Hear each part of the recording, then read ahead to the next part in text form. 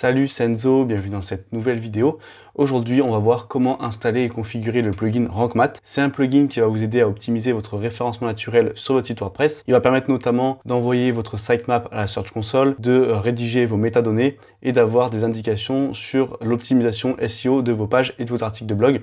Donc c'est très utile quand vous êtes débutant puisque vous aurez plusieurs indicateurs auxquels vous pourrez vous fier afin de savoir si vos pages et vos contenus sont bien optimisés pour Google. Après, ce sont des indications qui ne sont pas à prendre au pied de la lettre. Le mieux, c'est d'avoir vraiment des compétences en SEO afin de vraiment comprendre les différents leviers et de pouvoir optimiser son site sur tous les points. Donc restez bien jusqu'à la fin de cette vidéo puisque je vous parlerai à la fin d'une alternative qui vous permettra de vraiment développer vos compétences en référencement naturel et d'aller beaucoup plus loin que ce que propose ce plugin. Et juste avant de commencer la vidéo, si vous souhaitez développer vos compétences sur WordPress, eh bien je vous invite à vous abonner à cette chaîne, ça vous permettra de louper aucun tuto. Donc c'est parti, on se retrouve maintenant sur mon ordinateur et on va installer l'extension. Donc on va dans extension ajouter et on va taper Rank Math. En descendant un peu, on peut voir Rank Math SEO. Donc on va l'installer. Pendant que le plugin s'installe, je vous invite à télécharger gratuitement les 17 ressources WordPress indispensables. C'est le lien qui est juste en dessous dans la description. Et vous connaîtrez quel est le meilleur thème gratuit selon moi, quels sont les plugins indispensables. Et je vous présente également une liste d'outils qui peuvent vous aider à gagner du temps pour la création de votre site sur WordPress. Donc voilà, ça peut être intéressant quand on débute. Je vous laisse le télécharger si ça vous intéresse. On va maintenant activer le plugin. Et dès qu'on l'a activé, on arrive sur l'assistant de configuration. Vous pouvez créer un compte. Moi, je vais ne pas créer un compte, je vais rester en invité. Ici, on a plusieurs modes. On a le mode facile pour que Rank Math fasse des réglages par défaut. Mode avancé et personnalisé, c'est réservé à la version pro. Je vais rester sur le mode avancé, comme ça on pourra voir les différents réglages qu'on nous propose. Et on va lancer l'assistant. Ici, on peut importer les réglages SEO d'un plugin qu'on a installé. Moi, il détecte que j'avais Yoast SEO d'installer, donc je peux importer les réglages. Par exemple, les métadonnées et le sitemap que j'avais créé. Là, pour l'exemple, je ne vais pas importer les données afin qu'on puisse repartir de zéro. Donc, je vais ignorer et ne pas importer maintenant. Ici, on va nous demander quel type de site c'est.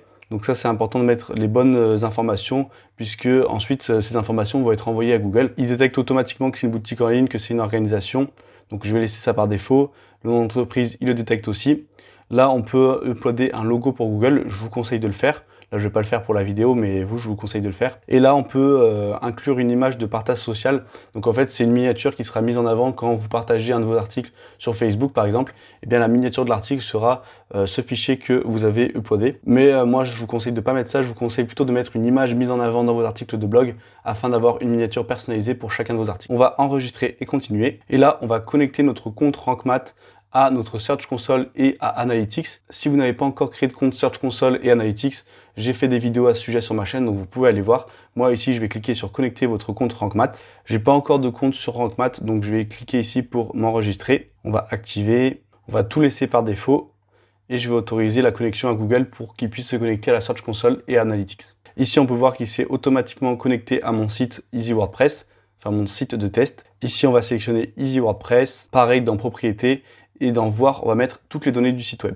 Si vous n'avez pas encore paramétré Analytics et donc vous n'avez pas installé le code de suivi sur votre site, vous pouvez cocher cette case pour que le code de suivi soit automatiquement envoyé et intégré sur votre site. Comme ça, vous pourrez suivre vos visites. Donc moi, je l'ai déjà fait avec une autre extension, donc là, j'ai pas besoin de cocher cette case. AdSense, on va pas s'en préoccuper et je vais décocher les rapports par email. Puis je vais enregistrer et continuer. Ici, on arrive sur le plan du site. Donc ça, c'est le sitemap XML. C'est en fait un fichier qui va être envoyé à la Search Console de Google et qui va lister toutes vos pages. Ça va permettre que dès que vous créez une nouvelle page ou un nouvel article de blog, ce fichier soit automatiquement mis à jour et que donc Google puisse rapidement indexer vos contenus. C'est très important de le créer et je vous conseille de laisser uniquement les éléments importants dedans. C'est-à-dire qu'on va laisser les articles et les pages et les produits si vous avez une boutique en ligne. Et par exemple, si vous avez fait des templates avec Elementor, je vous conseille de décocher. Et moi, je vais décocher aussi page d'atterrissage. Là, si vous avez des catégories d'articles ou des catégories de produits, eh bien, je vous conseille aussi de les mettre dans votre sitemap. Donc, on va cocher les deux et on va enregistrer et continuer. Là, Rank Math va automatiquement envoyer le fichier à Google. Ça va lister toutes vos URL présentes actuellement et vos futures URL qui seront automatiquement ajoutées. Ici, c'est des optimisations un peu plus avancées. Là, en fait, pour nos catégories d'articles et nos étiquettes, si on voit qu'il n'y a aucun article dans ces catégories et ces étiquettes, Rank Math va automatiquement mettre une balise non indexed, c'est-à-dire une balise qui dit à Google de ne pas indexer ce contenu puisqu'il n'est pas important vu qu'il n'y a aucun article dedans. Là, lien externe nofollow, c'est pour automatiquement ajouter une balise nofollow à vos liens qui pointent vers des sites extérieurs. Une balise nofollow, c'est une balise qui va dire à Google de ne pas suivre le lien et donc de ne pas le prendre en compte. Moi, je vous conseille de le laisser décocher. Et là, si vous laissez cocher ça, en fait, tous vos liens externes que vous allez mettre, eh bien, ils s'ouvriront automatiquement dans une nouvelle fenêtre. Ça, on peut le laisser cocher. Comme ça permet aux personnes qui cliquent sur le lien d'avoir notre site actif dans un autre onglet et de ne pas quitter notre site pour aller vers un site extérieur. Donc là, on va enregistrer et continuer. Et voilà, les optimisations sont maintenant prêtes. On peut aller voir les options avancées. Le gestionnaire de rôle, on va pas l'utiliser. Ici, on arrive aux redirections 404. Donc une page 404, c'est une URL en fait qui n'existe plus. Là, on va activer la surveillance 404, comme ça on sera prévenu s'il y a une erreur 404 sur notre site. C'est-à-dire que s'il y a une URL qui n'existe plus et que certaines personnes l'ont tapé ou que Google a cherché à aller dessus, eh bien on va être prévenu et on va activer les redirections. Ça, c'est utile justement pour combler les erreurs 404. Pour comprendre à quoi sert une redirection, c'est très simple. Là, on a le nom de domaine, donc votresite.fr, / et là, on a une URL. Donc, imaginons que de base, votre URL, ce soit mon article de blog et que vous décidiez de changer l'URL pour une raison quelconque. Donc, ça devient par exemple juste article de blog. Et bien, vu que Google aura déjà indexé cette URL, lorsqu'un utilisateur va cliquer dessus, ça va arriver sur une page 404.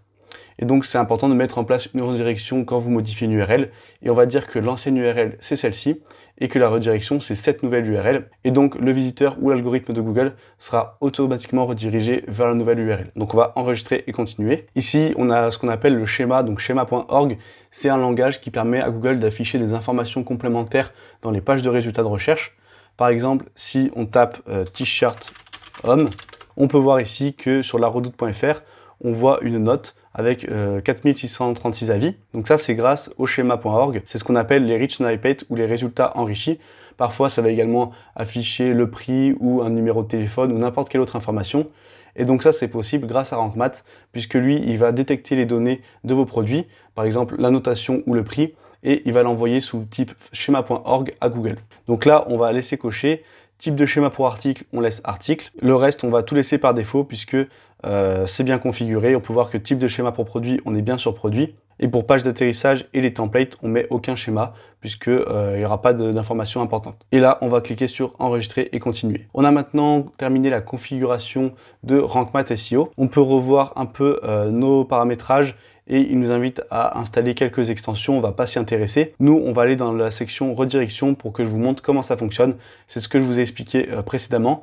Et si un jour donc vous modifiez une URL, ici vous avez juste à ajouter, mettre l'URL source, puis l'URL de destination. Là, vous décidez le type de redirection. La plupart du temps, ça sera un déplacement permanent, c'est-à-dire que cette nouvelle URL restera toujours comme ça. Et vous avez juste à cliquer sur ajouter une redirection. Dans Surveillance 404, vous pourrez également surveiller si vous avez des pages 404 sur votre site. Là, vous pouvez revenir pour modifier vos paramètres du sitemap. Donc lien par sitemap, c'est le nombre maximum de liens. Vous pouvez exclure des publications et vous pouvez décider quels éléments seront inclus dans le sitemap et voir des paramètres pour chacun de ces éléments. Par exemple, si on va dans produits, on peut décocher pour enlever les produits du sitemap. Donc voilà, je vous laisserai regarder si vous voulez modifier un peu ça. Et après, vous pouvez cliquer ici pour voir votre plan de site.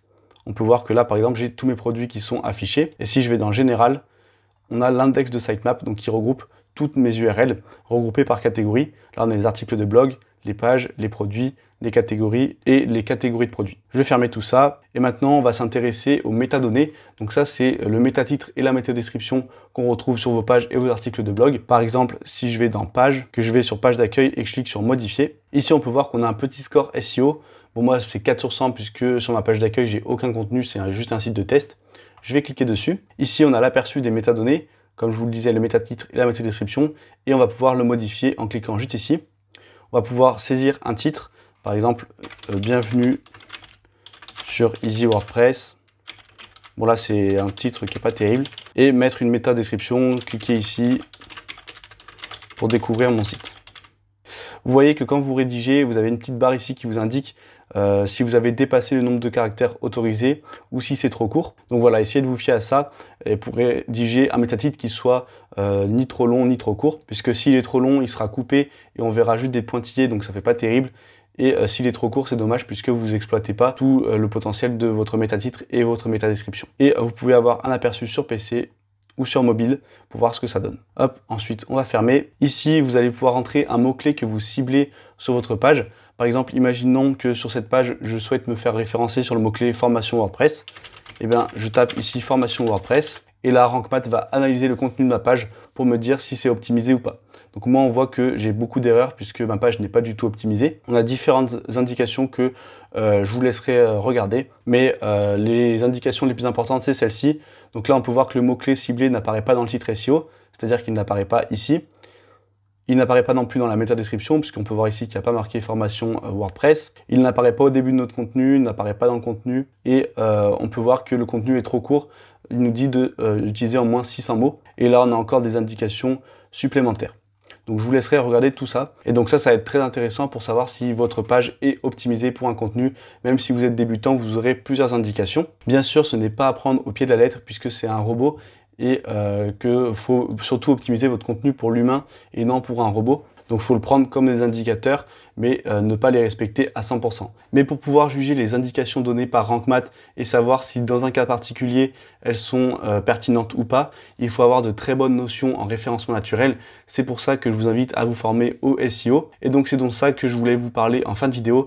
C'est une formation complète sur le référencement naturel appliqué à WordPress que j'ai sorti. Vous trouverez le lien en description. Donc si vous voulez en savoir plus, découvrir le programme en détail, vous avez juste à cliquer sur le lien et vous saurez tout sur cette formation. Mais en gros, je vais filmer mon écran, je vais vous montrer tous les leviers SEO à appliquer sur WordPress, vous expliquer comment marche l'algorithme de Google et comment travailler avec lui pour être mieux référencé, comment trouver les bons mots-clés sur lesquels vous positionnez et quels sont les meilleurs outils SEO à utiliser. Donc vous avez le lien en description et je vous laisse regarder si ça vous intéresse. C'est maintenant la fin de cette vidéo, j'espère qu'elle vous aura aidé à installer et paramétrer Rank Math SEO. Si c'est le cas, n'hésitez pas à liker et commenter pour améliorer son référencement. Si vous n'êtes pas encore abonné à la chaîne, vous êtes libre de le faire dès maintenant en cliquant juste ici.